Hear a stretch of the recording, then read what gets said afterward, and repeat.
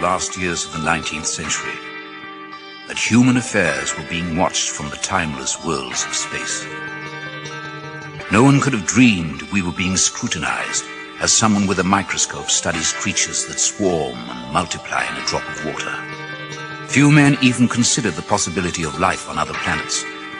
And yet, across the gulf of space, minds immeasurably superior to ours regarded this Earth with envious eyes. And slowly and surely, they drew their plans against us.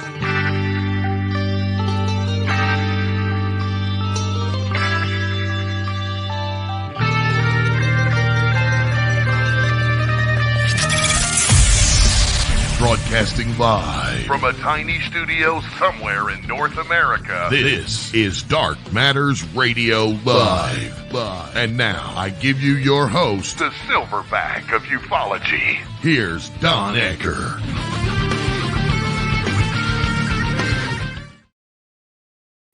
Well, greetings, everybody. Welcome back to another brand new edition, Dark Matters Radio.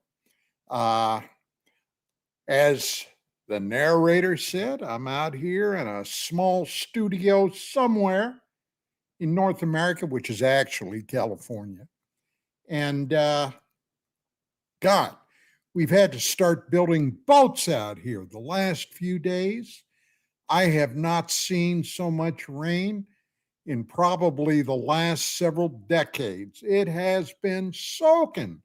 It's been crazy. Haven't seen the sun in 3-4 days, which is unusual. California yearly usually has at least part of the day, 360 days of the year, where you get some sunshine.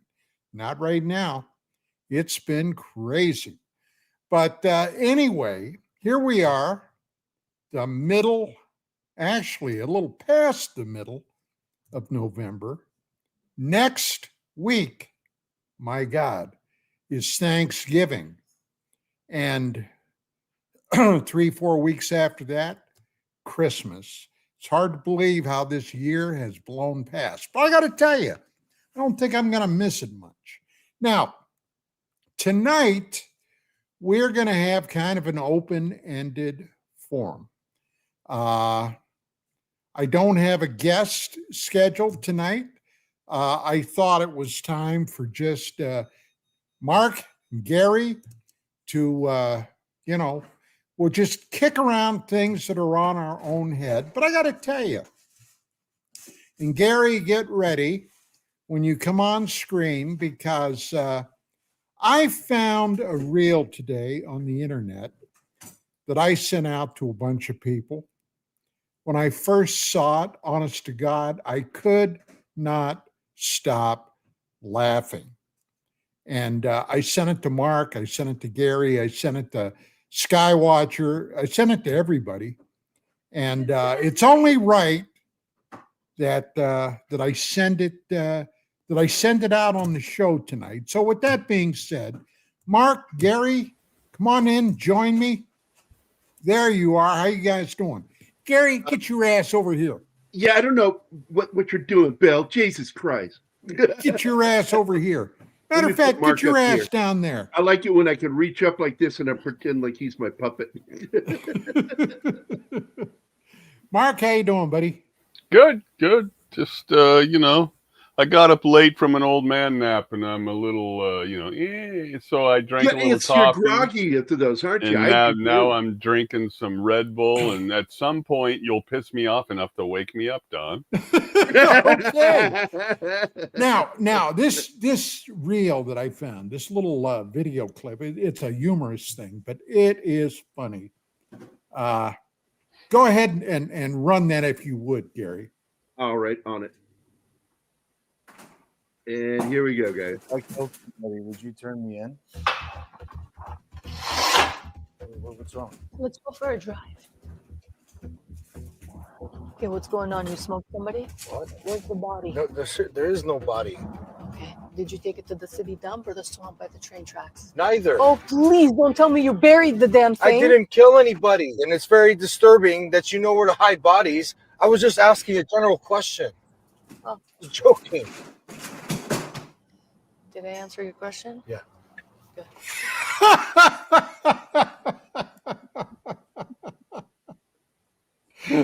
No, that's a marriageable woman right there, boy. Let me tell you. Yep. Let me tell you.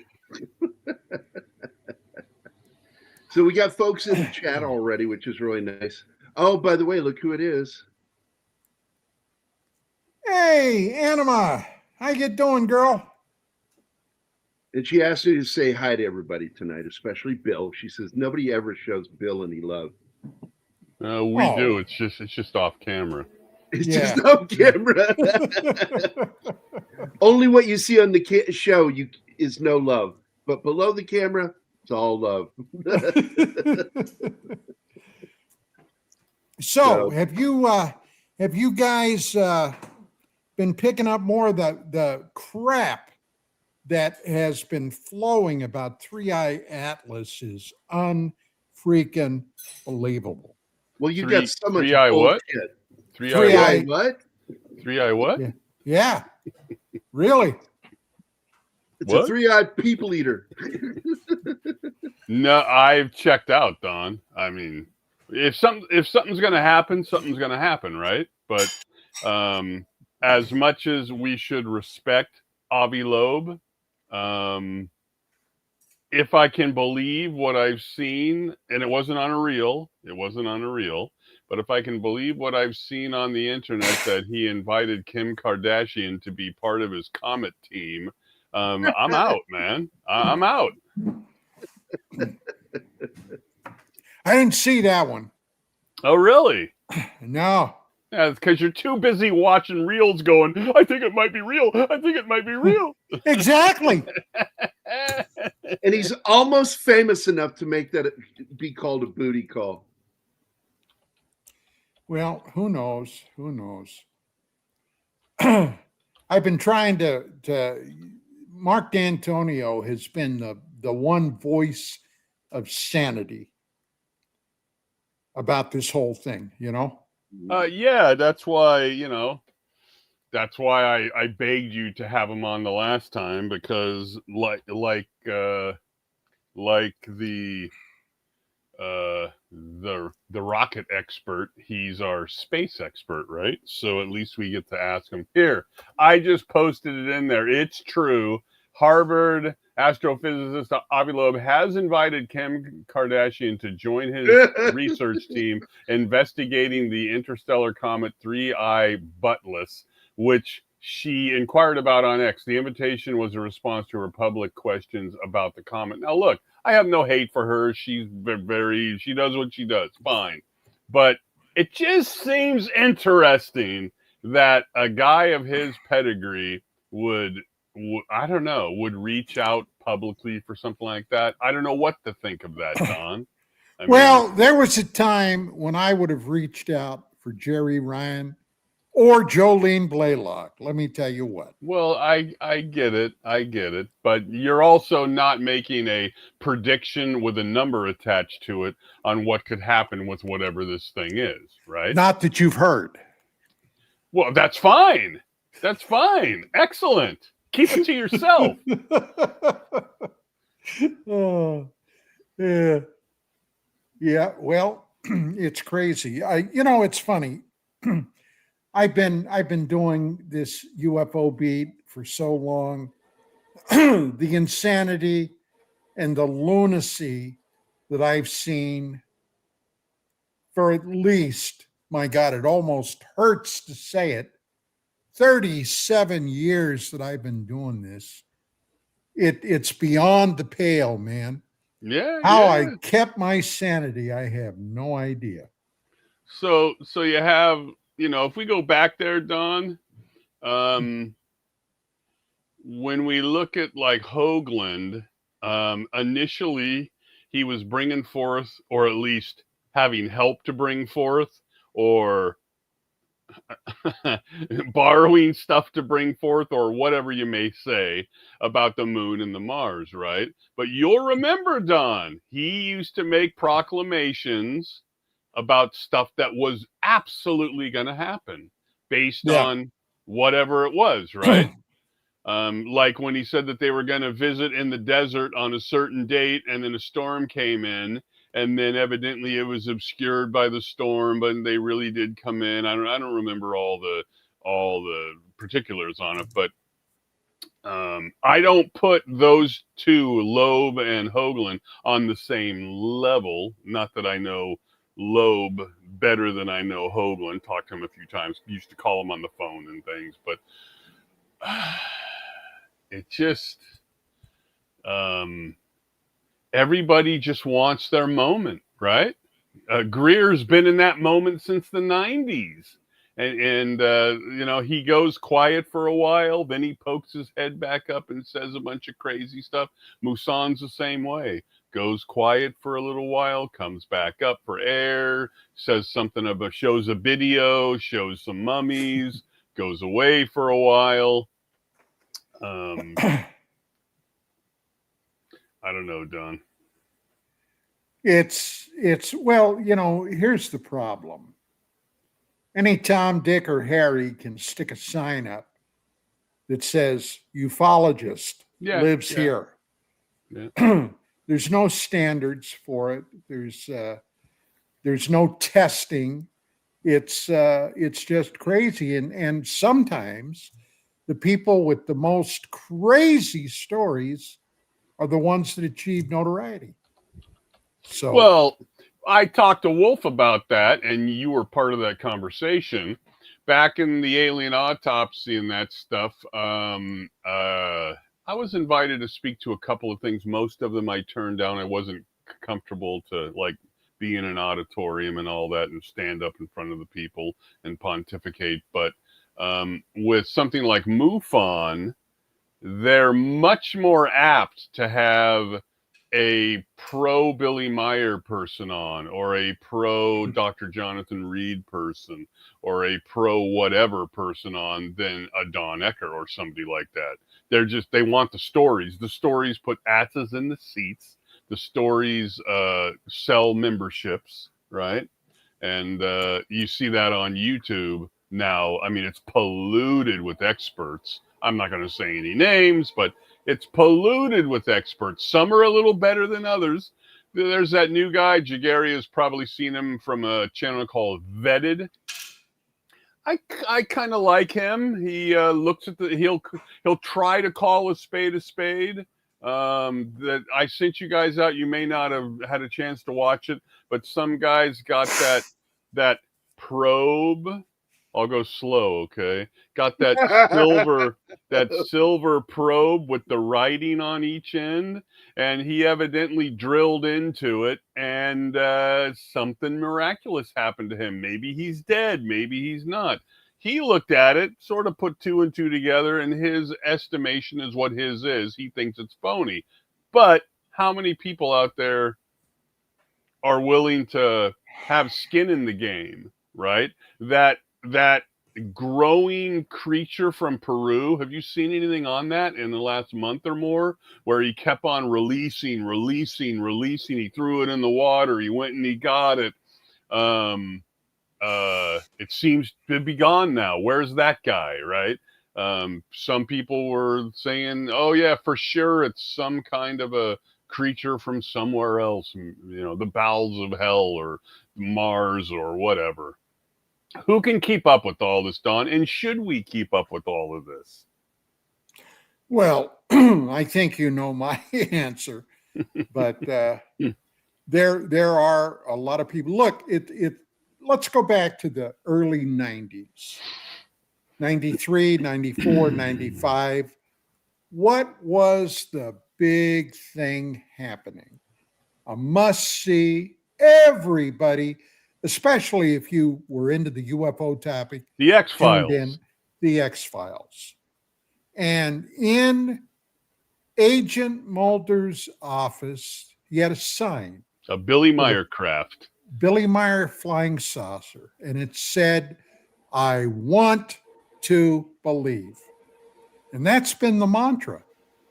And the discernment of what's real and what's not got totally blurred. And this is what you have. So there it is. Right. It's just worse now. With the AI, we had our buddy come on and talk about that. I mean, I don't watch those shorts necessarily because I know that most of them. Well, you sent me that one on 3i Atlas, right? And it had that girl there, and it's going on behind her, and she's making these faces, and she's pointing up and all about China and Japan and all that stuff. Well, look, do I know it's fake? What she's talking about? I don't know, but then I go to a search engine and I look around and I find the exact opposite information, right? Now that doesn't make me right. Doesn't make my search right. Isn't that Nor the does it problem? make either one true. Right, Exactly. right. That's the problem. A huge problem. So Yeah, instead, I'd rather call Gerry or FaceTime him and complain about the new Predator movie because that's far more important, right? well, artificial intelligence will totally screw the pooch on this. Yeah. Oh, yeah. Yeah. There's going to be a time where we're not going to be able to believe a damn thing. And again, I always go back to the flat Earth thing, Don. That still to this day, you'll see Starlink videos that freaked me out the first time that I saw a chain. I was outside looking. Holy crap! Like, it's my Will Smith moment. And then I go inside, I call up Don, and I look it up. Oh, it's a Starlink chain. All right. Look very cool. Do any of you guys know, and you probably do, what's your guess on how many Starlink satellites are up there right now? Right this very moment. Holy crap. I have no idea. My guess is well over 1,000. 9,000. Because 9,000. 9,000. I know he is got them all over the place right now, over the Ukraine, the parts of Africa, and parts of Asia, and of course here in the U.S. So right. So gotta be a few. I was thinking about what D'Antonio said about the vastness of space, right? And you think, like, if I look up, like, every night I do a security check around the house and all that with my super bright light, and I put that in my friends in the windows every night, and they know it's me. And it's just Mark. He's gonna check out our house. So I'm out there and I'm looking up there and I say, that's a lot of space where I can see a lot of the stars and stuff. And I'm looking up, and then I thought about what Mark said, the vastness of space. And I said, within my purview there, what would 9,000 satellites look like, right? Be pretty polluted, like a drone show, right? But then if you were to flatten out the Earth, and then you were to put 9,000 up there on the size of whatever that would be flattened out, like an orange peel, you wouldn't even really notice them, right? Unless you were like really looking for them and trying to ascertain them. So I find it interesting that there's 9,000, and that's just from him. There's probably tens of thousands pieces of junk and all that up there over the last 60 years or 80 years that we've been throwing stuff up there. So the vastness of space, Don, it's pretty vast. It's pretty vast. Big, very big. Yeah. Yeah. When he says that we can fly the Voyager through the rings of Saturn, like over and over and over again, and not be worried about being hit, I wouldn't think that. From what I know, I wouldn't think that. I would think, no way, you're going to come up there and just get peppered and you're done. Because of what the photos I've seen and all that stuff. Yeah, it won't look like The Empire Strikes Back with the Millennium Falcon having to dodge shit. It's just just fly through, and the odds are you're not going to hit anything. Right. I would think the only time you'd see something like that is if you were in the vicinity of something exploding. And then you're going to have a bunch of debris close by until it, right? But yeah. So I did. But almost everything is moving in the same direction now. Right. Like in that stupid movie Gravity, good effects. George Clooney can suck it. But that stupid movie where Sandra Bullock is holding the rope and Clooney's on the other side, and Clooney's being pulled in that direction. in space. And then he lets go of the rope, and there goes George Clooney. And I look at my wife, because we paid to see that, and I'm looking, that doesn't make any sense. He wouldn't be being pulled into space like this. It's not like he's got a jetpack and he hit a button and whoosh, right? Yeah, he would just let go. He would stay there. Well, there still is there. What they create in that is what's referred to, well, centrifugal force. But the problem is centrifugal force doesn't work that way. It's just pure inertia. Right. In that case, he's got a hold of a rope. You let go of the rope, you're really not going to go too far too fast. He's still going to continue moving because of inertia, the same direction, not holding the rope or not. He's going to continue spinning with whatever she's rotating with.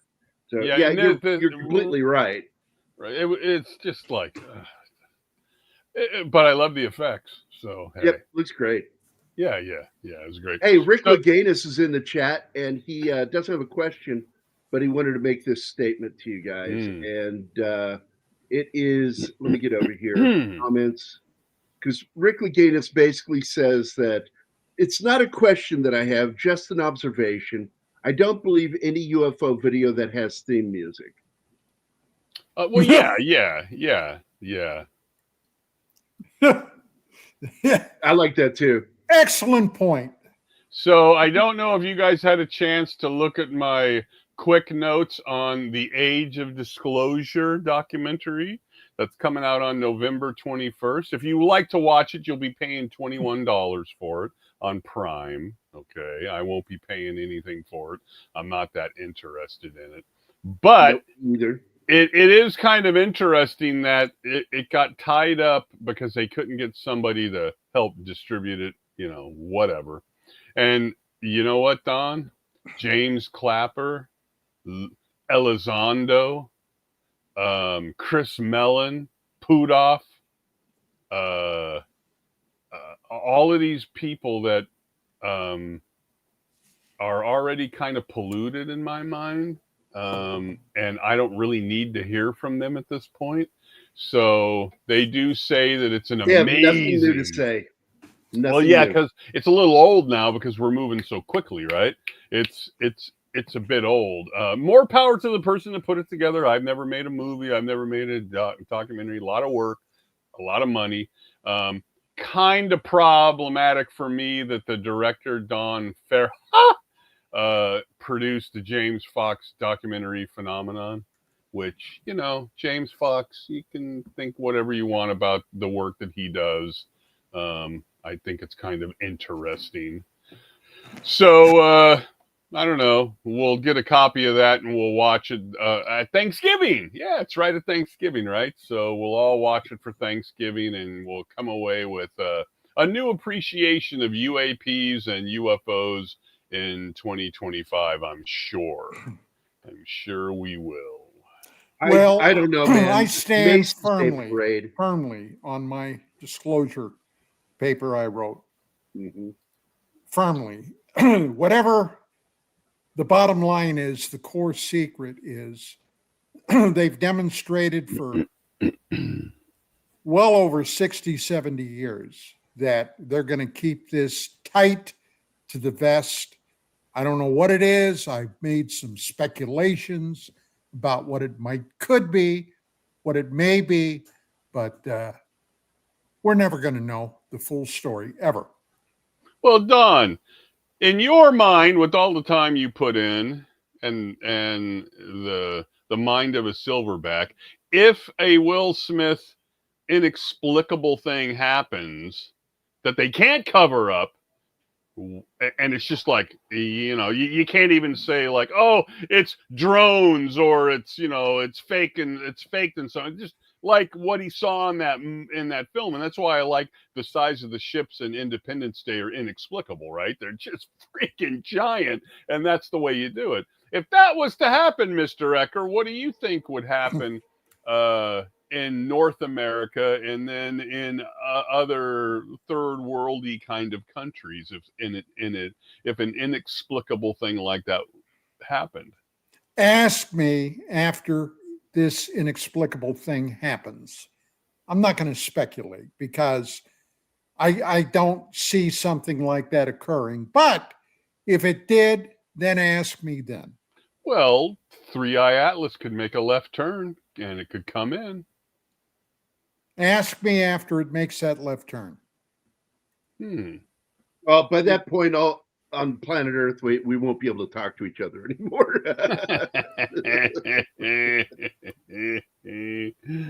Oh my goodness. So either our government or the aliens will fucking shut off all communication. right. Yeah. Right. If that happens, oh boy. Okay. Hell, you know, I haven't been watching that close, Don. Three-Eye Atlas drives me crazy. I guess maybe we'll be at the end of Three-Eye Atlas as far as it making a left turn and coming in sometime in December, right? It's going to get at its closest in December. So December 17th, I believe. So that's what Genghis Khan just said too. Check it out. We'll just have to wait till mid-December. Right. And again, it doesn't say there's not strange stuff with it. We all know that there is, right? Okay, all right. It's strange stuff. We're still finding strange stuff in the bottom of our own oceans.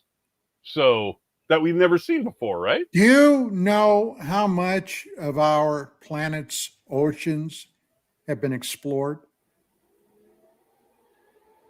Infinitesimal. Yeah. Somewhere between 5 and 10%. That's it. Yeah. Yeah, it's a lot of time, effort, and money. So, yeah. God only knows what's down there. Water. No, a lot of water. Yeah, a lot of salt water. Actually, salt, kelp, crustaceans, and it does make sense. What D'Antonio postulates is it could be that the visitors have always been there because it's we can't go that deep, et cetera, et cetera. Okay, all right. I don't know. I have no clue. I guess the bottom line is if something was to happen that wasn't turmoil, right? If it wasn't if turmoil didn't happen and proof happened on our shore or something like that, how is that going to affect most of us? Not really. Still got to eat breakfast. Wife's still going to go to work at Sam's Club. Well, you know, it's kind of like the government, the government shutdown. Yeah, the shutdown, exactly. I not to minimize that, but how did it affect me? Didn't. It did affect people. I'm saying, yes, it did. It did. And it's bullshit that they would play these kind of games in politics, both sides, whatever. It's bullshit. I get it. But when it comes right down to it, on a personal note, does the religion of my locality, whatever the mix is, affect me? Not that I'm aware of. Does the I don't know. I mean, what does affect you? Pollution, be it noise pollution, light pollution, pollution. That can affect you. Those rat bastard kids on their e-bikes, that can affect me. Stuff like that, right? But the rest of this is entertainment to some extent, as Don watches his reels. And a friend sent me a reel, and you guys may or may not have seen it. And it shows this catfish, big old catfish, and the guy's behind it. And this catfish is like 15 feet long, right? It's like a log. That's a and shark. It's got it. And no, it's a catfish, and it's got. I know, but it's that big. It may as well be a shark. Right. It's got this guy in the mouth, and it says he almost died, but his friend saved him. Right. And there's a guy in the back, like a hold of that part. There's another guy with like a baseball bat, and he's trying to hit it to get it to do something.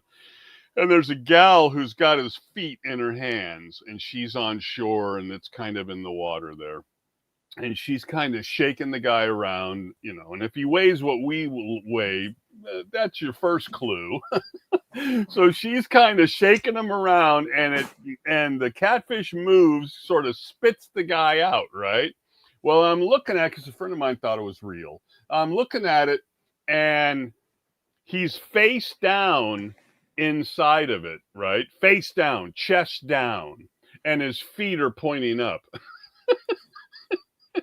His feet are on backwards, and most people missed it, right? And at first I missed it because I wasn't looking at that, and then I look in the comments and it says, that guy's feet are on backwards. But it looked pretty good. It did. AI, man. baby. AI doing its I thing. know. That's right. His feet are on backwards. By the way, Mark, this one was for you. No, he just live streamed about 3 today, all confused again about 15 minutes ago. Who? I don't know. It was in response to something you said and I missed it. So I just saw it, hoping you might remember. Sorry, Bradley. I saw something on there that came and went about the boot. Oh, right there. Yeah. Wolf calls it the bogosphere. Yeah, bogosphere. Instead of bogus. Yeah. The James guy who drilled and disappeared for 2 days. Yeah, him. Okay, him. Right. So they show him drill into it, and then it goes black, and this weird clickety clack sound starts, and he's like, "I'm sorry," and it's all black, and he's like, "I'm sorry, I didn't mean it. I'm sorry." And he's next week on It's All Sunny in Philadelphia. Yeah. I mean, how is that any different than the Dr. Jonathan Reed, right? Or any of that stuff where they're shooting the videos and they evidently were faking all this stuff. It's just so much easier now to fake all this stuff.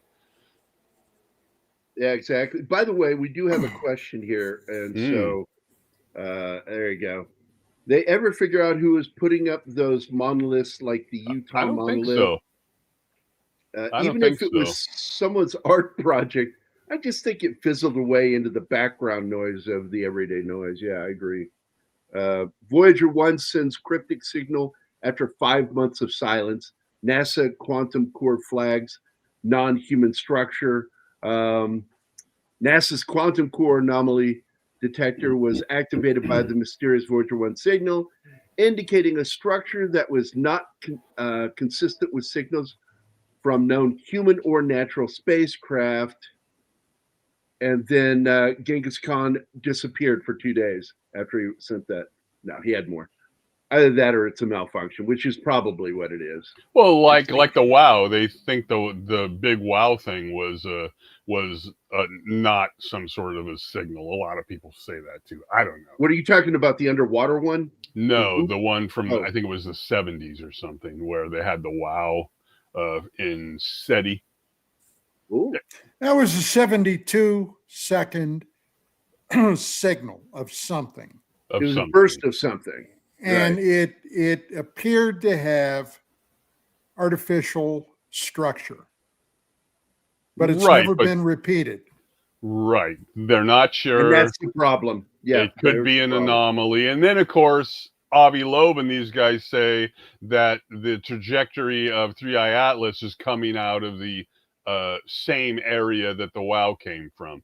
Right. I don't know how to, you have to kind of give it up to them, because how am I going to confirm this? Right. That's why we would have, and I think we did ask D'Antonio about that 2 times ago, and I think he talked about it, but I can't remember what he said. But well, I brought up the whoop a second ago because I was wondering if that's what you're talking about. But this goes back to what you both were talking about a little bit ago with the oceans, that we know more about our solar system than we do about what's in our ocean.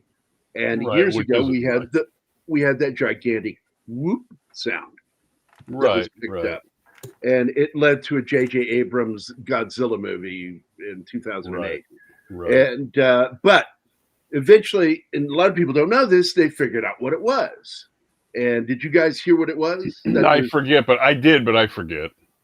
It's basically ice when in the Arctic. The shearing ice. Right. The shearing ice, when it shears off, it apparently makes that noise. And it's so there it goes. Just one of those things that you're like, monsters, and it's like, oh, it's just more mundane crap from our planet. Now, this has nothing to do with anything, but last night I rewatched a film that came out in 1989 with Walter Koenig and Bruce Campbell. Oh yeah, the moon. Called Moontrap. Yep. Now, there are a lot of things about that film, and I've seen that film. The professional critics trashed it. Tense on space. But I got to tell you, there was something about that I found charming. Okay. Where these two astronauts, well, actually three, end up going back to the moon because they discovered while on a shuttle mission, this is before Obama shit-canned our shuttle fleet, okay, which I got to tell you, I've never forgiven that guy for that. Our space trucks in space. The shuttle was an amazing machine. But anyway, they discovered this derelict spacecraft, and Walter Koenig, who plays the commander of this shuttle mission, takes a spacewalk over to it and recovers an artifact from a side of this ship that was blown out. And it turns out to have been an object run by artificial intelligence from an artificial intelligence network that was placed on our moon. They go to the moon, end up going to the moon, and they discover an ancient space base there. Now, here's the twist. It was a human space base from roughly 14,000 years ago, before the Ice Age collapsed. And in this base, they discover a woman who's in artificial hibernation, a stasis. And of course, she's hot. Oh, my God, yes, of course she is. And they take advantage of her. Of course they do. Hell yeah. Walter Koenig did, sure. But these guys are military, man. Of course they're doing it. But you guys saw that. What did you think of that movie? I've only seen it once. I've only seen it one time when it first got put on tape, and I can't even remember it, Don. I saw it one time, so. Well, it has a particular charm of its own, as far as I'm concerned. Well, it's not just sci-fi; it's horror, because and there's a lot of in common with that movie Event Horizon. Because when I saw Event Horizon, I felt like it was a mix of Moontrap and Hellraiser. Right. Because they very thematically similar, that whatever this human-made thing is it's taking over and taking over their bodies and shit. And I don't know. I thought it was good sci-fi. I enjoyed the film when it came out. Hey, Don, have you ever seen the sequel? No. Moontrap Target Earth. It gets a 2.9, so it's got to be good. Same director, same production company, and so forth. It's the same screenplay writer, same director. His last name is Dyke, if that means anything to anybody. And a long forgotten ancient spacecraft discovered on Earth. Investigations carried out by scout transport moon. Blah blah blah blah. A long lost civilization. Came out in 2017. I'll see if I can't find a copy of it so you can close the book on. Do you have an HD copy of the original film? Because mine is SD, like VHS quality. Yeah, it's better than that. It's better than what you have. So we'll discuss it. Well, you didn't trade have of to some rub it kind. in. Well, no, we'll discuss a trade of some kind. Okay. Yeah. And by the way, there's what's on the moon. It's robotic. And that's what it's torturing the female. Yes, I don't remember this at all. I have vague memories of it because I was actually making out with a girl while it was on the TV. Are you sure? I hope it was a girl.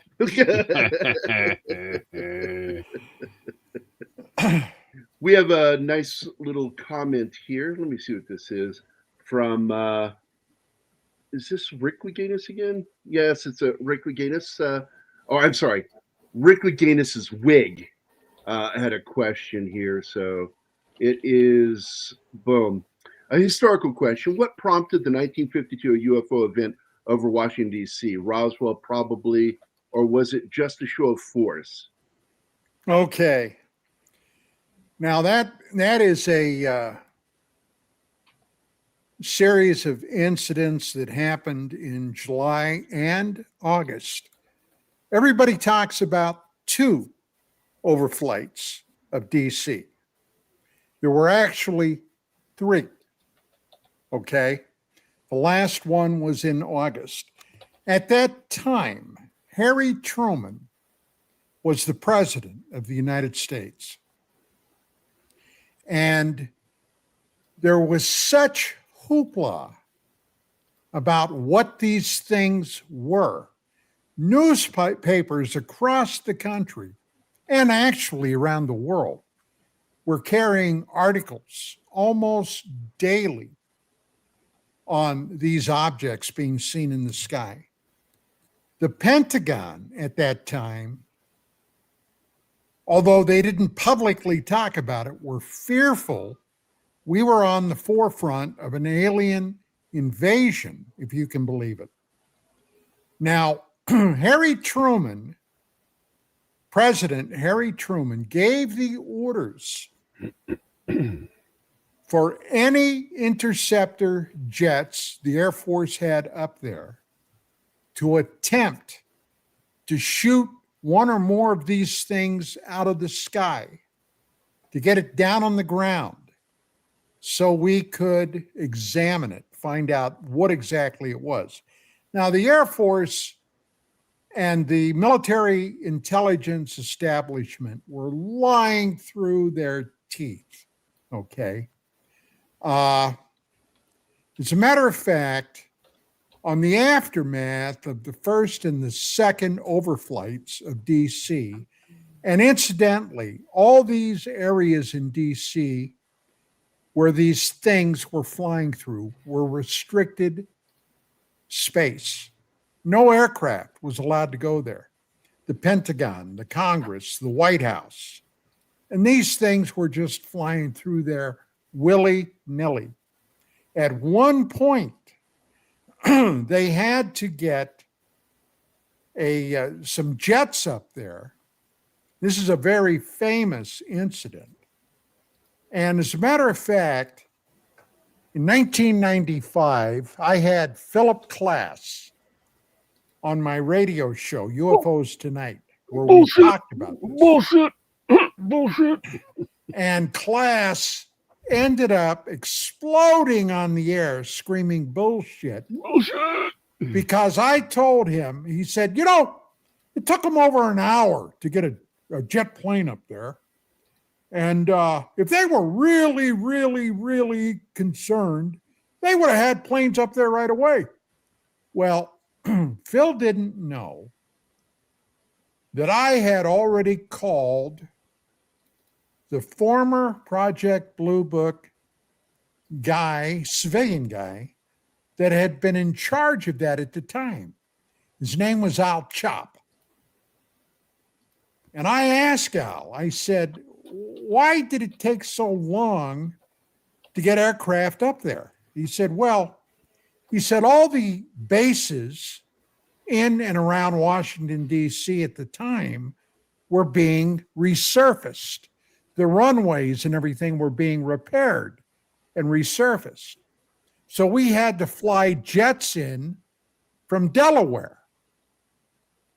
And when I told class that, and basically let all the air out of his balloon, he went ballistic and ended up hanging up in the middle of the show. Bullshit. That's what he did. And but anyway, to get back to the point, why would they have done that?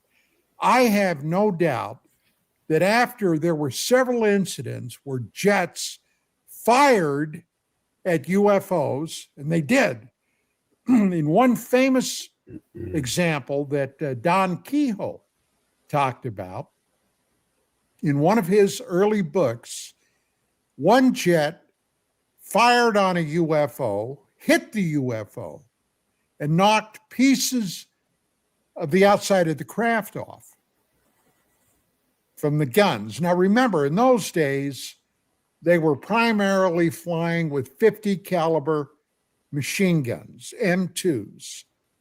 And although these guns were, my God, they were powerful, they weren't like today's missiles. So it hit the craft, knocked some chunks off, and then the Air Force went on a search and destroy to find those pieces of craft that came down. And I think the UFOs were basically putting a message out that, hey, if we wanted to, you wouldn't have a chance. Look at what we can do. And they were flying over the White House, over Congress, over the Pentagon. So yeah, it was a message they were delivering. Kind of like in 91 over the Capitol in Brussels, when F-16s were chasing UFOs then. Do you remember that incident? Mark, do you remember it? Yeah, it's closer to me to being the Battle of Los Angeles in 42. Yep. Right. So we never knew what that thing was. We had see, that's the thing, Don. This photo that you're showing here, and then the Battle of Los Angeles. It's a good movie. Still has not been made about that. That has anything to do with it. Well, I had a first-hand witness to the Battle of L.A. Yeah, He I has don't remember that. He has since passed on. Professor Scott Littleton, Okay. who was an anthropology professor at Occidental College. And for about 3 or 4 years, I met Scott. We became friends. He was very much into the UFO thing. He would have me come over in the springtime to his class and give a presentation to his students about UFOs. Yeah, the folks out there, if you go to YouTube, UPARS, UPARS, they've got some of the videos of him speaking live about this. Scott Littleton, PhD, the Battle of Los Angeles. So if you want to watch him speak about it, what Don is saying, there you go. And in Scott's class, the last year that he invited me over, and he had gotten ill, gotten sick, and he ended up passing away. Hell of a nice guy. God, I like Scott. He called me up and he said, Don, he said, let me ask you, would you have any objection, or would you be in for a debate in my class on the UFO topic? And I said, well, yeah, who would you have come in? He said, well, Professor Michael Shermer. Now, do you guys recognize Michael Shermer? Mm-hmm. Mm-hmm. Now, Mike Shermer is a history professor, had a publication, I guess he still publishes it, I haven't seen it in years, called Skeptic Magazine. And the very first public display by Michael Shermer was on my radio show, UFOs Tonight, back in the 90s. Now, at that time, I would have Dwight Schultz, the actor, Lieutenant Barclay on Star Trek, okay, Howling Mad Murdoch on the A-Team. We were friends, and Dwight loved the UFO topic. And we he would come on, and the guy was funny as hell. And so when Michael Shermer was mentioned in a news article that Mark Center had sent me with another old friend of ours, Dave Aaron, Video Dave Aaron. Video Dave. And somehow Video Dave and Michael Shermer, I think, got into it, if I'm not mistaken. Is that right, Mark? I don't remember. Well, at any rate, I saw that article and I said, oh, hell, I'm going to find this guy and invite him on. Well, I did. And he came down to the studio and he had a stack of books under his arm like this, okay? Big stack of books. Walked in, sat down. First thing he said, now this was Mike Shermer in the early days. He said to Schultz and I, boy, I hope you guys take it easy on me because I really don't know that much about UFOs. Well, today, of course, he's a leading worldwide expert on UFOs. But I said, oh yeah, we'll be fine. And we had a fun show. But Scott said, well, I'm going to bring in, if it's okay with you, I'm going to bring in Shermer. So we had a debate. And in there at that time, all right, a huge book had just been published called The Day After Roswell. And it was about Lieutenant Colonel Philip Corso. Now, if that's a name you're not familiar with, you should check it out. We started the debate. Don, just let you know. At 57. Oh, I apologize. Mute him. That's gonna reflect on your evaluation. See ya. Damn you, Bill. So anyway, we start the debate. And I mentioned Philip Corso. And suddenly Shermer began an insidious attack on this guy. He was a fantasist. He was this, he was that. He claimed these things and he claimed those things. Well, for one thing, Philip Corso had been one of Dwight Eisenhower's national security advisors. Philip Corso had commanded a nuclear battery in Europe. In other words, had war broken out with the Soviet Union of his own accord, Corso could have released tactical nuclear weapons on his own authority, of course, under a certain set of conditions. And what was it that Corso said that caused this virulent attack on him? That he had, been given artifacts allegedly from the Roswell event, that he kind of figured out what they were, and he fed them into American industry. And suddenly, we have some of these amazing technological breakthroughs. Now, some of that has been allegedly disproven. Some of it, well, it's pretty wonky, but maybe, okay. But I stopped him right there. I had the book with me. was in my briefcase. And I asked him, I said, well, did you read the book? He avoided the question. And I asked him again. Now, remember, this is where we're having the debate. The classroom was filled with Littleton students. All right, they're watching this.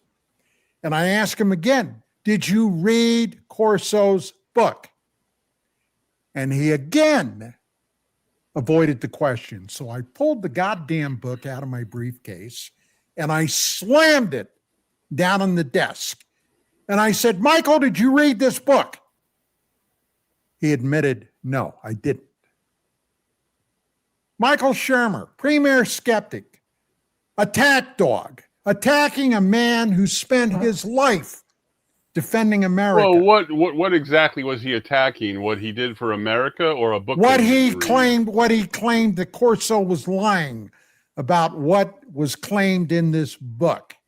Okay. That Corso was a fantasist.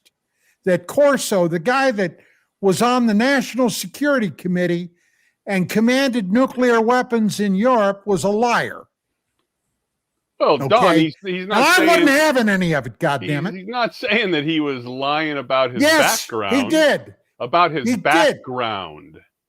He was lying. He was saying that the book had problems with it, and we both know the book has problems because a lot of what's in that book was written by that asshole from Hollywood. Yeah, there's it was written by Bill Burns. Right. So, and I'm not saying that everything in the book was fake too, but I'm not saying that. But that's not the goddamn point. The goddamn point is he hadn't read the fucking book. All right? Right. He was launching an ad hominem attack on Corso, and he didn't know what the hell he was talking about. And now I think we're going to go to break. Let's have some coffee. Mark did it. They predicted it in the chat. He was going to piss you off. Let's go to break.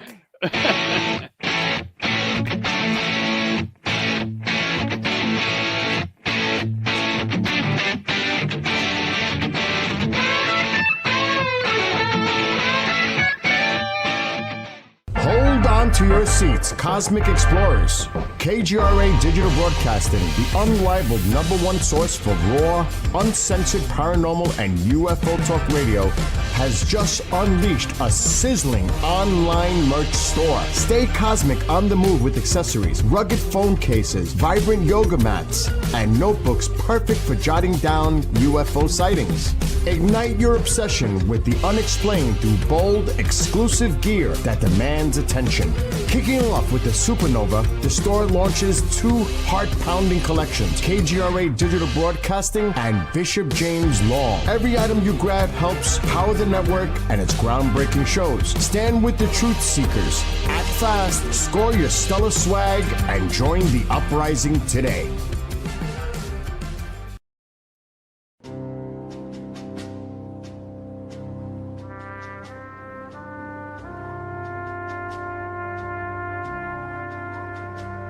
From Iraq and Afghanistan, our brave warriors are coming home, wounded. Some with wounds you can see,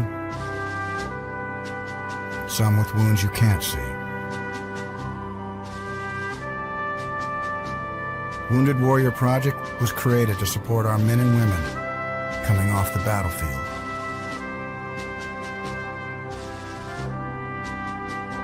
Please help carry these warriors the rest of the way home.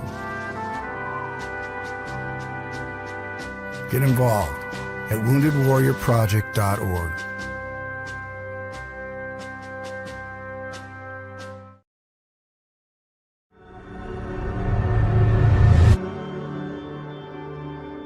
MUFON is the voice of thousands of like-minded people who want to see change.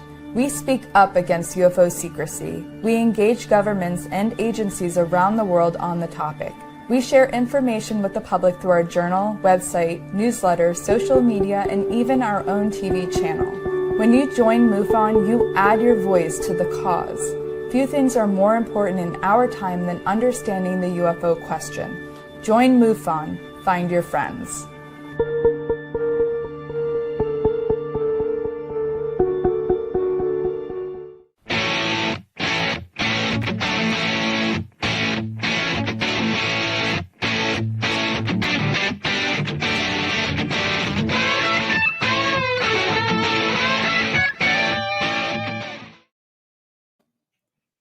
Okay. Up there's Don. So I thought you'd like to read this. Genghis was in the chat, said, Don tells it like it is, but then he follows up with the right on, Don. There's a lot of people out there that just take the word of an own research human nature. So that's pretty cool. And I thought I saw here it is. Kentucky Skywatcher wrote, hold on, let me find this one because you'll enjoy this one. There it is. Don is a cyborg. He's got computer eyes. That's a fun one. So we do have a couple of questions that I start here. One from earlier. This is from Bradley. What if the GPS anomalies and the November 11th ground vibrations indicate 3i Atlas reveal that on November 12th, 2025, somehow in the future, we breached the timeline with light speed discovery? Jesus, dude, this is like a pitch for a screenplay. With light speed discovery and 3i Atlas is, and I'm not sure where he was going with that, but does any of that trigger anything for you guys? I barely got out of high school, so I got no comment. No comment. Then he also, Bradley wrote, Don, not defending, but most of the thruster rocket booster rockets from Lockheed and others were blowing up during liftoff. So what was probably the reasons the shuttle canceled until they could find whatever he was going to go with? Now, man, I wish you guys would like. Well, I think, Don, that they were getting old. They were, some of them were showing cracks and things of that sort. You guys will remember in 86 or 7, 86, I think, the Challenger explosion. Horrible. Yeah, I remember that. I was watching. I was too. The launch when that went up because it had that civilian teacher, that school teacher on board. Christy, God, I forget her last name. And I'll never forget that after it blew up and the newscasters, this is how you did the news back then, better than now. They were saying, well, let's not jump to conclusions about them being, dead or blown up. I saw a lot of explosions in my life. And when I saw that, I said, oh boy, that is the end. Yeah. And horrible. But what was it? It was an O-ring. Do you remember that? Yes, it Real was. cold down there. The O-ring fractured. And it's not a cock O-ring, Gerry, so let it go. Oh, okay. I'll stop looking that up. Okay. Yeah, it was an O-ring. But yeah, look, we got a guy in the area here that has a Model T truck that he still drives around. Okay, hey, those things old technology, a century old, and that thing's still putting around. Yep. So don't tell me they couldn't have upgraded those shuttles. Oh yeah, well, they ended up doing a docudrama about it. That basically there were a team, including led by one team leader, who was trying to warn about this shit, and NASA ignored him. Yeah. Mm-hmm. And of course, you guys may have found this yourself, maybe on a short, Don, but much like Flat Earth, there are people out there that show photos of the Challenger astronauts and photos of people still working at NASA today that they never died and it never blew up. Oh my. It's insanity, dude. I'm serious. There's a documentary out there. This guy from California, from some supposed radio station, even though when I looked up his radio station at the time, I couldn't find what he's talking about. Right. I think he's lying. I don't think he's from any radio station. But anyway, he was saying that they're alive, and he went and tried to do interviews, found one of these people, and the lady's like, "Dude, leave me alone." Right. Trying to get away from, why don't you just admit what you are? It reminds me of that Buzz Aldrin moment with that guy. Why don't you admit you're a coward? You know? And you need to put your hand on the Bible. Yeah. Yeah, it's like, fuck off, you weirdo. And what did Buzz do? He knocked that guy. Yeah, he knocked him on his ass. Yes, he did. So the asshole had it coming. Put that photo up from Moontrap again of the lady attached to the wall. Oh yeah, okay. Image, because you also sent me that other photo. And Yes, I did. Yes, I did. Because this will make Don happy. Oh, okay. Hold on a second, because apparently I can't. I deleted it already because I don't keep Unbelievable. Stuff around. I'm not a hoarder, damn it. Unbelievable. See, it's like a comedy show. You have callbacks. See? There's always callbacks. Comedy always comes in threes, though. That's what I learned. So here we go. I'm restoring it. So restore. Thank you. Don't delete stuff till the end. When I used to do this, I saved stuff in files for a couple of years when Don used to have the Discord, because there's always a callback. We have a name for that. It's called hoarder. Well, it's called being a proper producer. Anyway, a producer of sorts. Come on.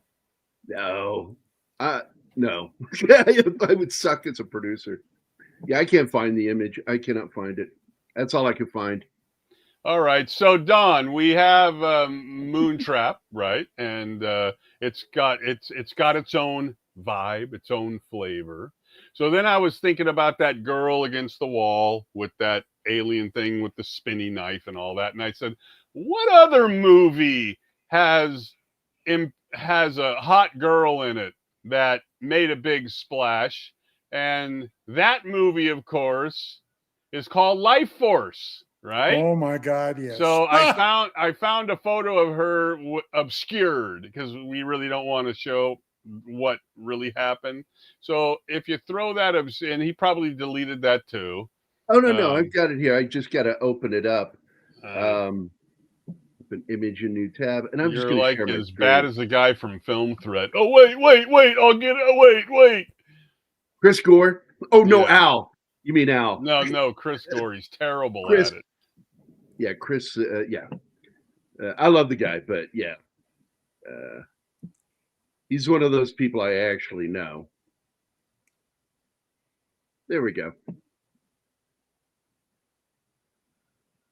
Now that's an alien right there. Absolutely. She's totally naked through most of the movie. She sucks brains. I'm not going to say it's like a gold-plated movie, but it certainly has its place. It's a cult classic, is what I refer to it as. Dude, a lot of shitty movies can be cult classics. Let's be honest. Yeah, right? But they deserve love. And the original Night of the Living Dead. Right. Or Beastmaster, or as I like to call it, Breastmaster. The best scene is in the movie is when the gal comes out of the water, and What breast is it? Mark Singer?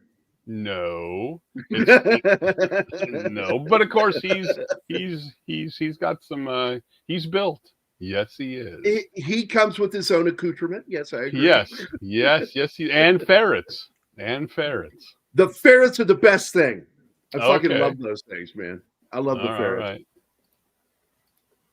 So, but there she is. She's hot. French actress. She came on there. They were told, she was told she would be nude for most of the film, and she's like, okay. Matilda May and Patrick Stewart were the stars of the movie. Yes, best gay kiss ever was Patrick Stewart in that movie. If you're into that thing. Right. I don't have any others to put it up against, so. But there is a sequel to Moontrap. Yes, and I will find it for you, and I will send it to you so you can give us your in-depth review of the sequel. Of course, none of the original. No. Okay. No. And in fact, the Evil Dead guy, he doesn't really do much. He's kind of retired, I think. He doesn't do much. Bruce Campbell. Yeah. But he loves to go to conventions because he's a funny guy. He also loves working on Hallmark films. He told me the best experience he ever had working on a film was making that Christmas movie he did a couple of years back. And he says, if I could go out of this life doing nothing but Hallmark movies, that's all I would ever do. And there's a lot of people that do that. Yep. They just make Hallmark movies. In fact, I'm good friends with Sam Irvin, film director, author, Rondo award-winning filmmaker, Rondo award-winning author. That's all he does. He only works on Hallmark films. He gave up wanting to make movies for himself. He just it's a paycheck. It's a paycheck. And they pay very well, he said. Much like Asylum. They do the same thing. It's in-house. They've got 20 films that are working at the same time. And hey, And their CG sometimes is awful and sometimes not. Like that last one, Ape versus Monster, was actually pretty freaking good. The visual effects on that. Well, of course, Sharknado. Come on. I mean, yeah. And supposedly they're going to have a new one. And, That's funny because back in 2014, when I was the research producer on that Aliens on the Moon, The Truth Revealed. Oh, yes. That was broadcast on the anniversary date of the Apollo 11 touchdown. Okay. But all that week, they were promoting Sharknado. They had another Sharknado movie coming out. Barely said shit about the moon special, but everything was Sharknado. I couldn't believe that. Aliens on the Moon, The Truth Exposed. Truth revealed, truth exposed, whatever. Oh, look, there's a photo of D'Antonio as he looks at a photo on a screen, and he's going to give us his view of whatever is on what that photo shows. So I don't know, Don. Hey, Don, have you heard from any of the producers of that show in a while? Nope. No? Not a word. Not nary even a word. Wow. From Kentucky Skywatcher, he wanted to know, was it possible that the 52 incident was related to Roswell? Did they want their people and crash craft back? Well, if they would have wanted them back, they certainly could have got them. Yeah, I don't think they needed to ask. There was a new thing that just broke. They're going to have, I don't know, some sort of a class action lawsuit. I think I sent it out to you guys, or I may not have. All the people that have gotten sick at Area 51. And it's close to now 500 people. There's 71 people. You did not send that out to me. All right. There's 71 people in this new class action. And not only did a bunch of these people get sick and tumors and yada, yada, yada, and died, much like the John Wayne movie that was shot out there, but a lot of the Utah. Right. A lot of the kids from the people who worked out there were born with issues too, might be attributable to that situation. So I know this has been going on a while. They used to have their open pits out there where they would burn stuff and all that. Yeah. So you got any history on that? Because supposedly this big court case, it's going to get thrown out because it's the government, but supposedly it's going to happen. Right. Well, they gave Bill Clinton basically screwed those people back when he was in the White House. He gave a presidential order basically shit canning that. Look, it's all about Area 51.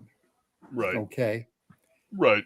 The toxic material, the exotic technology that they've been playing with for years, the burn pits, it was a crisis just waiting for the train crash. Right. And they basically made the government, the people that ran that behind the scenes, exempt from any legal ramifications. So yeah. I don't think this will probably certainly get PR, get a lot of publicity, but I really don't think it's going to go anywhere unless they somehow manage to piss off President Trump. Now, he's a guy that if he wanted to, and if he thought he had a reason to, he could throw a monkey wrench into the works.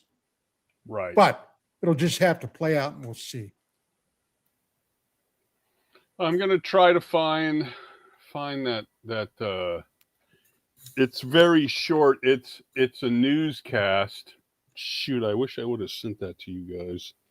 It was a newscast with one of the guys who was sick from the situation. Well, I see Area 51 staff left with fatal diseases after guarding top secret projects. Is that the right? one? Well, this was a newscast from a local station in the area. So, and I can't find it. So, anyway, I know it's been going on for a very, very, very long time. So, and it's sad. Yep. It's sad. Well, back to the 50s. Okay. Back to the 1950s, the early 1950s. That's when that area opened up. The CIA opened that up. Right. Okay. As a place that was very unlikely you would have Soviet spies, because there were a lot of them then, or civilians stumbling into this area where they were doing all this ultra top secret testing, where the SR-71 was developed, where the U-2 was developed. You did? Okay, one second. Okay, right here, pause it, Control C, go back to StreamYard. I'm going to put it in chat, and it's right there. It is 5 minutes long. We don't have to watch the whole thing, but it does break down the entire thing about Area 51 Classified Cancer, which is a great title, I have to say. So I think it's worth it, Don. If you haven't seen it, it's the current information about this. And this is go ahead and run it. Sure. This has been since the 90s, so you'll want to crank it. Two pieces of legislation were introduced. You were invited to the White House just a few days ago. How does it feel watching this piece back now, knowing your story is out there in such a big way? Well, thank you, Natasha, for having me. Wait, what the hell? Is it playing for you guys at all? Yeah, it is, but it's too big and it's all fuzzy, and then it stopped playing, but I could hear it. Because it's popping up some weird things from Microsoft. Let's go with that size. Yeah, let's go back to this, and then I'll hit play, because playing full size, it's acting like a douche. Right. It's every time something happens, I'm just amazed on how far we've gone. And now to have been in the West Wing and to be through the executive office building with numerous meetings and on Capitol Hill, I spent 2 weeks there in the last 4. It's absolutely incredible. And it's a great honor. And thanks to News Nation and thank you to you, these opportunities, they're coming to us now where they weren't before, because people are hearing what's gone on and people are sympathetic and understand the wrong that's happened. So it's incredible. It just amazes me and it amazes all of us. Dave, I'm so glad to hear that. And tell me more about the visit to the White House earlier this month. What happened? So it was just an opportunity for me with some of the folks that help us in DC to go talk to various offices, tell them our story, and ask if they can help. And I think it's helping because we know that there's been some phone calls made, and we have right now we have a very singular focus. We have legislation, an amendment to the National Defense Authorization Act the NDAA. And that amendment makes the government say, we were exposed. And it will also deem NTTR, Nevada Test and Training Range, as a contaminated location. So we can finally prove exposure. There's more to do after that, but it's the first step. And right now we're to the point that we have everybody that we can calling, trying to get to the speaker's office, because right now, one quick action to the speaker and we can finally make this happen. Yeah. And I understand time is so of the essence here. When we first aired your story in February, there were 446 names on the memorial list. Where does that number stand tonight, and what does that number mean to you? It's 519 people that we know of so far that worked out in the areas near and around where I worked. And those are people, they're dads and moms and brothers and sisters and, family members that have all passed away, and the government chooses to hide the why. And on that list right now, the best calculation that I've been able to come up with is the average age is about 62 and a half years old. And there are ripple effects to this as well. You say that the children born from these veterans, those are the most innocent victims. That's what you told me. Your son born with a brain tumor. What do people need to know about this? It's not just us. And I hear people make the argument sometimes. It's like, well, you join the military, you're a volunteer force, you get what you get. No, not exactly. You didn't sign up for knowing that. You didn't sign up for this. You didn't sign up so you could go somewhere where the government knew that they were likely going to make you very sick, that likely they were going to take a decade and a half or so off your life, and that all of your offspring would likely be sick as well, and make it to where it's a generational thing. It's hereditary things. All of my kids suffer from problems, and I can go right on government websites and connect the dot in 5 minutes on, my exposure equals this. And this is why they're sick. And it's a lot of us. It's a lot of us whose wives had multiple miscarriages as a result. I mean, it's devastated families. One guy I know, I think his daughter made it to 19 days old when she died. It's tragic. One of my friends, his wife has had 7 miscarriages. That's not normal. And okay, let's cut this off. But we're not. Let's cut this off. So okay. It's not a dead story, right? It's come back. And what that guy just said hit me, that people came to him and said, well, you volunteered for the military. I get what you get. Yeah. And I got to tell you, that's bullshit. Yeah. Somebody that is that ignorant and that stupid doesn't deserve the freedoms that I helped secure for that son of a bitch when I served my time in the Army. That I completely agree, Don. Ingratitude just astounds me, that there are ignorant bastards out there that think like that. Yep. Well, I'm not the guy they want to say that to, believe me. No, yeah. Dude, when I was in, I was telling Alicia Anima this. She freaked out a little bit when I told her so. So I said, yeah, we were given crates of atropine, and we had to remove all boxes from the crate because on the crate it's stamped not human tested. Nice. And we were told, you do not say what you saw here. You will be criminally charged if you say what you saw here. And I'm like, jeepers creepers. And of course, it's years later. Nobody cares. So I'm not too worried about it. Although they could probably do it if somebody didn't like me. And there's quite a few that didn't like me in the military. If you can imagine that. I can't believe that. I mean, Don, you probably heard about this a few weeks ago, and the story completely died, which is part of the story. That crash that happened outside of Area 51.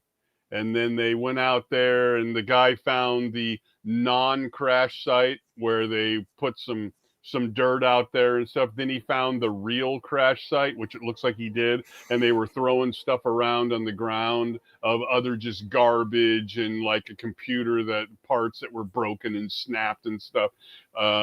Very interesting story. It was obviously, it seems to be one of our drones or something that got out of control and crashed. But isn't it interesting when you go back to even Roswell, if we had a bunch of guys out there to look around and pick up as much as they could find and all that, basically they did the same thing again, but with, backhoes and stuff. I don't know if they had those at Roswell, but they use backhoes and things. Well, I can tell you about some of the retrieval cleanup at Roswell.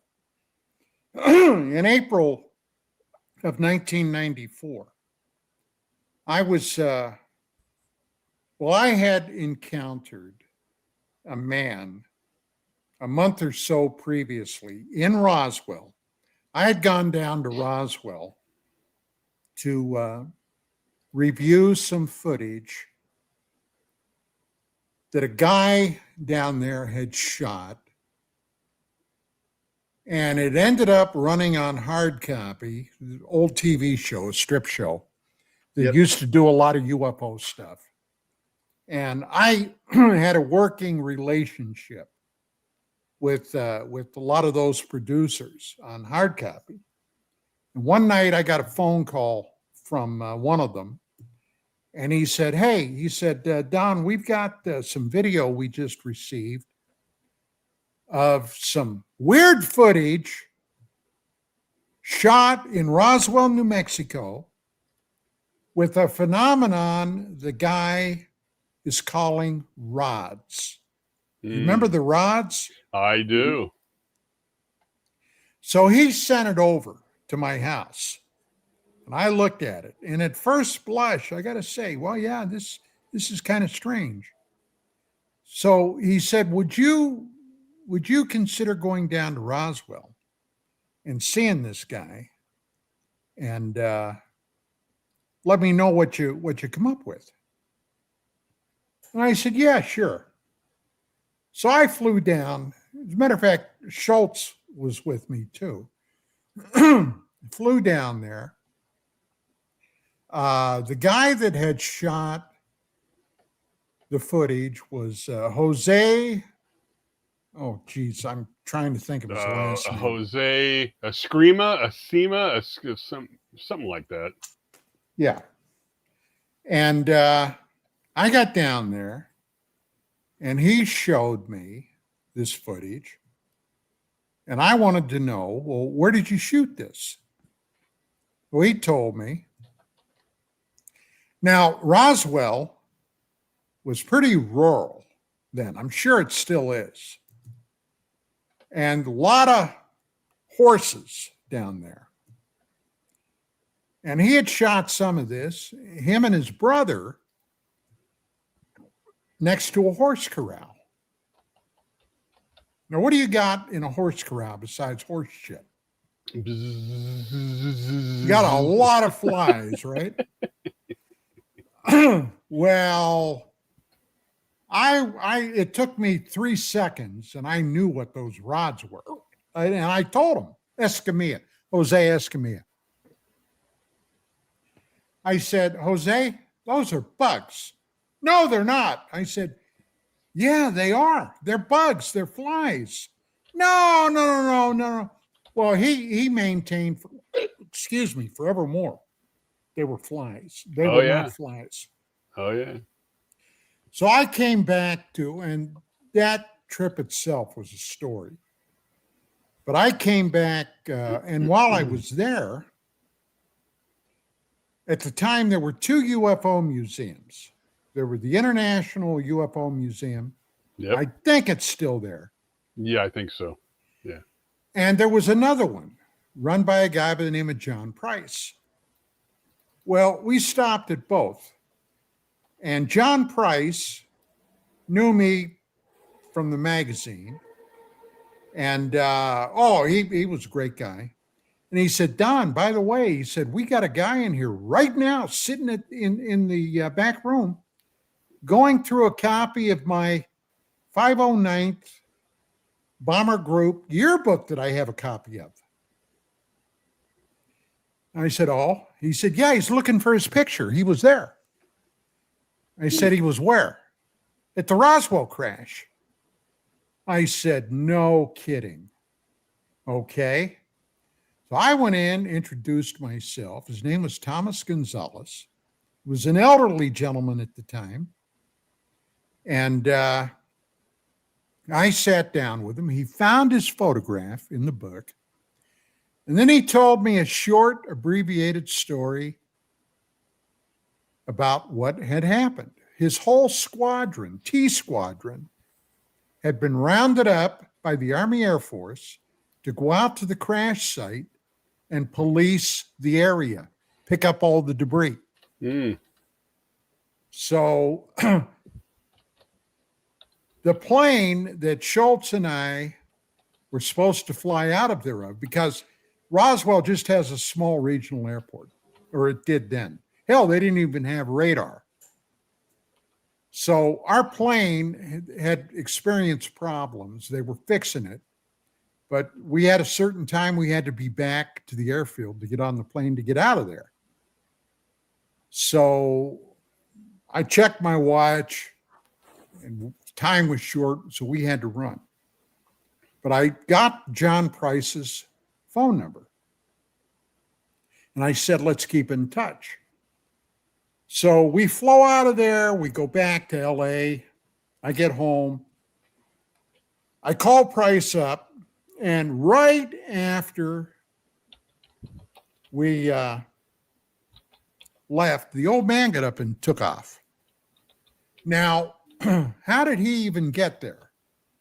Well, at that time, Paul Davids, the movie producer, had a new movie coming out called Roswell with Kyle MacLachlan playing Jesse Marcel about the Roswell event.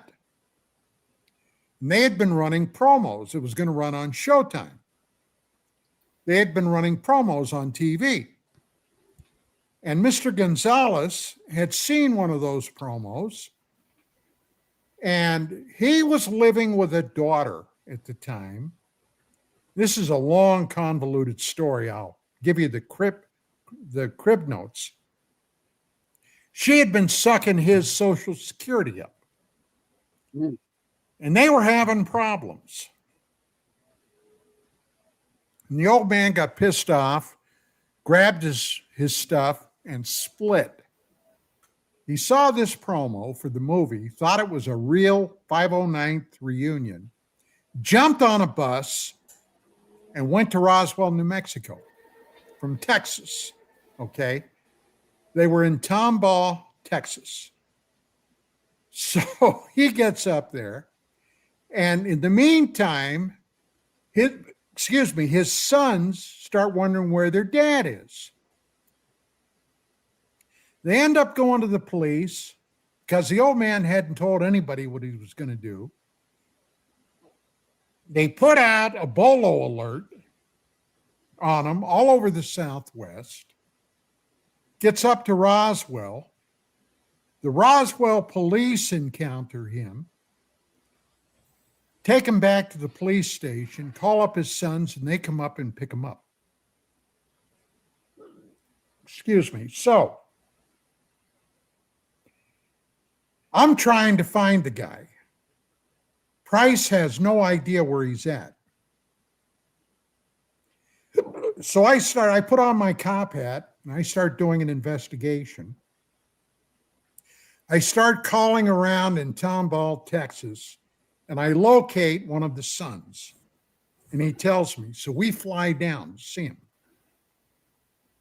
And I get down there and I videotape the whole thing. But he tells me this long story. Not only did they police up the debris field, but he saw, according to what he's told me, bodies with one alleged alien still alive. And he carved me some little carvings of what these aliens look like. You guys have seen those, right? Yeah. So anyway, however, they didn't get everything. Now, this is what's interesting. We all know who Mac Brazel was. Mac Brazel was the rancher that was out running his sheep. They came to the debris field. This is apparently right after the event. And his sheep wouldn't cross the debris field. So he picked up some stuff that he was laying around on the ground, took it in to the sheriff of Roswell. The sheriff thought it was just a routine air crash of some kind. He calls up the Army airfield. They end up going out there. Now, they knew something had happened because this UFO had been detected on radar. They knew something had happened. They found the debris field. Then the colonel of the 509th releases that press release that the Army recovered a flying disc. The next day, General Ramey, no pun intended, emptied the Roswell saucer cup. He said, no, it was a weather balloon. And the bullshit continued on from that moment forward. But, okay, Mac Brazel had a son, Bill Brazel, who used to ride out in the range, and occasionally he would find pieces and parts that the Army missed when they sent those guys out to clean up the field. Well, Brazel liked to have his beer now and again. And all this stuff he was keeping in a shoebox under his freaking bed. And he was in there and somebody was talking to him about that thing that crashed out on your property. And he said, oh, yeah. He said, well, I'm still finding pieces and parts of it. And he said, I'm keeping them. I got them hidden under my bed. And a day or two later, guess who shows up at his house? Army CID.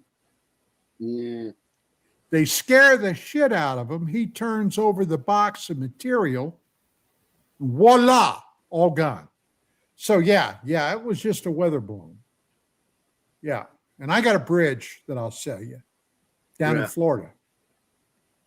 Well, my point for bringing that up, to not only put a quarter in Don Ecker and hear some good stories, but to talk about the SOP, standard operating procedure, that clearly they have for cleaning up crash sites, what they do, how they do it.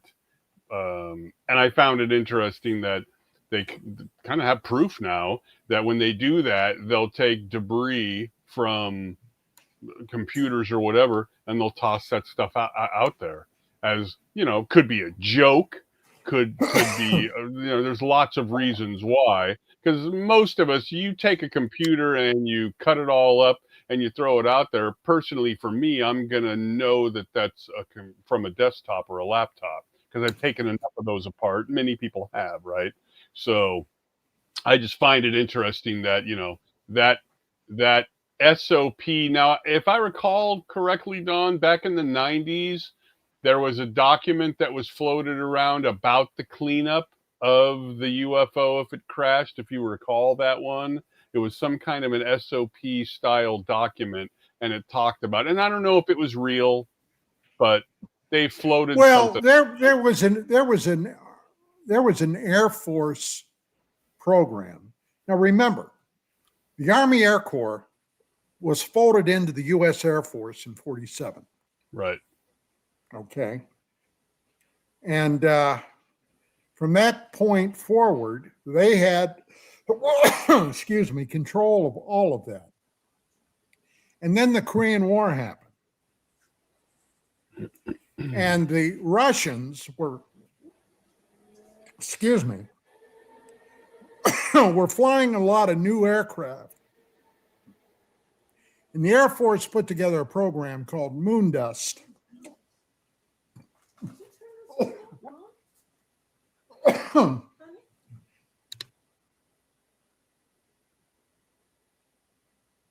So, Mark, did you want me to show that Skinwalker Ranch soon? No. We. Excuse me. So anyway, Moon Dust was put together to pick up exotic material that came down from the sky. And that may be what you're talking about. Yeah, this had to do with crashes. So yeah. Hey, yeah. Don, have you heard that the crew out at Skinwalker Ranch has merch now? They've got merch that they're selling. Well, I sent a photo of some of the merch to Gerry, and he can show the photo here of the merch. Skinwalker Ranch dressing. Hey, the cool part is every few of them I hear and understand you get microwave burns. That's right. And for Christmas, Don, I'm going to send you a Boomer gift that he can show you now. Yep. Let me pull this baby up. I like this one a lot. I want one myself. There it is. Should I have to write down because I'm old? Sounds like me. Yeah. It sounds like me too.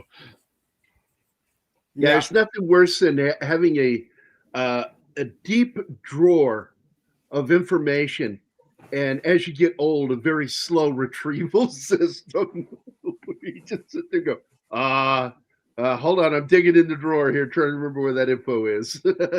Yeah, I've been thinking about getting a digital recorder to make quick notes, but then I forgot how to turn it on. So, Yeah. Well, it's like when I was younger, I was in my 50s, and it was a big joke amongst my friends. They would walk in and they would see all these Post-it notes. And they're like, what's with all the Post-it notes? And I said, well, the one Post-it note over here, that's to remind me to do something in the fridge. I said, all these other Post-it notes are reminders to look at all the other Post-it notes to remember to do those things. And they went, man, you're a wreck. I think that's partially why, Don, us on the porch of our life and things, because the retrieval has gotten slower, in many cases, we just stop caring. It's like, I don't, like in the 90s, I knew the names of all the people on either the Raiders, the Players, or the Niners, because I lived it there, right? And then when I got out of it, I just said, I just don't care anymore, Yeah, there used to be a time, for example, with the Pittsburgh Steelers. Oh, big fan. Oh, God, yeah. And then when that shitbird kneeling, who kneeling? Let's kneel for the anthem. And when they pulled that shit, I said, I just can't do it anymore. It's kind of interesting that up until a couple of seasons ago, you still saw that guy who started the kneeling thing saying, I'm in shape and I'm ready to go. Isn't it interesting? I think that ship has sailed because you haven't heard anything from that guy. Nobody's going to ever hire him. Well, right. But I mean, in general, the getting in front of the camera and making the statements with his little girlfriend there. You haven't heard a thing because it fell on deaf ears. It's over. You're done. And he got paid a bunch of money from football, right? Because he had like a contract left over, and they gave him millions of dollars that he probably gave over to socialist, communist groups. Yes, probably. Yes. And so anyway, that's We do have a couple of things here. One's not a question. This is from Genghis Khan. Little House on the Prairie, the Big Sky Ranch filming location to Santa Susana Field Laboratory, a former government nuclear testing site that experienced a partial meltdown in 1959. So that was some of the shit we were talking about with the shit going on at Area 51. So, yeah. And it's not the only you'll find some weird shit like that throughout the history of Hollywood where people have died. But the worst one is Genghis Khan with John Wayne. Oh yeah. So many of the cast and crew got cancer. Some of them survived the cancer only to eventually succumb to it later or the effects of it. Well, Wayne was one of them. Yeah, Wayne. Yeah. Well, he got the cancer first with lung cancer, lost the lung, and was able to survive, but the cancer came back later and took him from us. So here you go. This is a question. Did Dawn have any exposure to Agent Orange during Vietnam? Yes, I did. Has it caused you medical issues over there? But so far from that,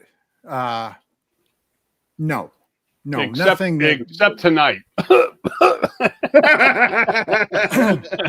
Now, the thing that for years I had very little problem with, when I was wounded, I got a lot of shrapnel in my back and my hips. And for years, hell, when I came back, I was, as everybody knows, I've told you I was a cop. I was an assistant sniper on the SWAT team. I, had to do all that SWAT stuff, the physical training and all that kind of stuff. And I did it fine. But now, as I've aged, especially with weather like we're having right now, that's been bothering me. So, it's just one of the things you deal with, life goes on. So it says here regarding the movie The Conqueror, of the 220 cast members, 91, comprising 41% of the crew, developed cancer by 1980, while 21% died from it. This was when this was learned, many suspected that the filming in Utah and surrounding areas near the nuclear test sites were to blame. Some victims believe that habitual tobacco use, that would have had something to do with it as well. Yeah, because Wayne was a smoker. Yeah. Well, right. Well, smoking was much bigger, but I'm sure it didn't help. Doctors used to say it was good for you. That's right. It helps digestion, don't you know? Yeah, you betcha. Yeah. And Don used to smoke up when I first met him. He was just quitting at that time because I saw him outside of a hall where he was speaking. He was out there sucking on a butt, and right after that convention I saw him at, he quit cold turkey. Yes. Well, it was something I picked up in the Army, and let me tell you what. There was nothing quite like drawn on a lucky strike right after you survived a mortar attack. Boy, that was satisfying. And when they put those in your kit, oh look, smokes. It must be okay. Yeah. That's where I really got the habit, was in the Army. But yeah. Hey, everybody smoked then. Yeah. Both my parents smoked. Mine my grandfather, both my grandfathers smoked. My grandmothers didn't, but everybody smoked. I mean, you couldn't go anywhere. You were running into cigarettes. And as a matter of fact, now it's funny when you watch some of these older movies. Yeah. Okay. People are smoking all the time, and it's almost like cultural shock. And then, of course, you saw what they did to the James Bond posters when they took out the guns. Right. So I assume they'll do the same thing with smoking as well. They'll use AI to replace it with a joint, I guess. So instead of tobacco, Rod Serling. Joint. Okay. Oh, that guy was a huge smoker. All the Twilight Zones. Yeah, he was a huge smoker. I heard from one guy that it wasn't on how many cigarettes he smoked a day; it was on how many packs he smoked a day. Yeah. Yeah. So She was sad like a too, chain because smoker. if you go to YouTube and you watch him when he gave his talks, what a bright, intelligent Oh my guy. God, yeah. It's When he's so talking to future sad that writers, he killed yeah. himself with cigarettes like that, man. It's so Yul sad. Brynner. Yul Yeah, Brynner was yeah. another one. Oh, he's Yeah. in the news today, by the way. Who I know is? it's been a long time since he's passed, but because of the new Eddie Murphy documentary, he came up. And I looked at that and I went, nobody needed to know this. Nobody needed to know about your run-in with him at Club 54 or whatever that fucking place was. Yeah, fucking Yul Brynner.